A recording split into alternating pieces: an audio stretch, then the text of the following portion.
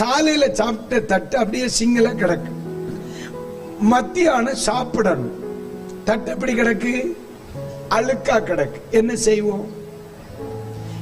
என் plate தானே, நீ சாப்பிட்ட பிளேட்டு தானே, அப்படியே சாப்பிட்டுட்டு இன்னொரு வாட்டி கழுவிட்டா போதும். அழுக்கா சாப்பிட வேண்டியதானே? சாப்பிட மாட்டோம்ல. விவரம் உள்ளவன் சாப்பிடுவானா? ஏமா, நம்ம பிளேட்ல நம்ம சாப்பிட்ட தட்டை கழுகாம நம்மவே சாப்பிடுறதில்ல. பழைய வாழ்க்கையில எப்படி ஆண்டவர் தம்முடைய கிருபையை ஊற்றுவார்?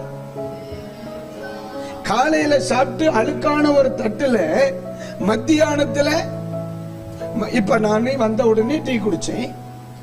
பாஸ்டர் எனக்கு ஊத்தி தந்தார். நான் டீ குடிச்சிட்டு கீழே வச்சேன். அவர் எடுத்துட்டு போனார். நான் மீட்டிங் முடிச்ச உடனே எனக்கு ஒரு டீ கொடுப்பாருன்னு வையே, நான் வந்த உடனே குடிச்ச அதே கப்பல கொடுத்தாலும் எப்படித்தான் கொடுப்பார்? இடையில ஒரு ப்ராசஸ் நடக்கும். என்னது? அது சுத்திகரிக்கப்படுகிறது. நான் குடிச்சதானடா, மீதியில ஒரு 10 டிராப் இருக்குதுன்னா அது நான் வச்ச மீதி தானே. அதை ஏன் தர்றதில்லை?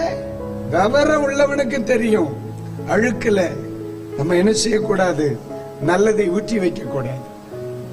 அப்ப ஆண்டவர் ஒரு மனுஷனுக்கு பரிசுத்த ஆவியின் அபிஷேகத்தை கொடுக்கணும்னா தன் ஆவி, ஆத்மா, சரீரத்திலே தன்னை பரிசுத்தத்திற்கு ஒப்பு கொடுத்தவனா இருக்கும்.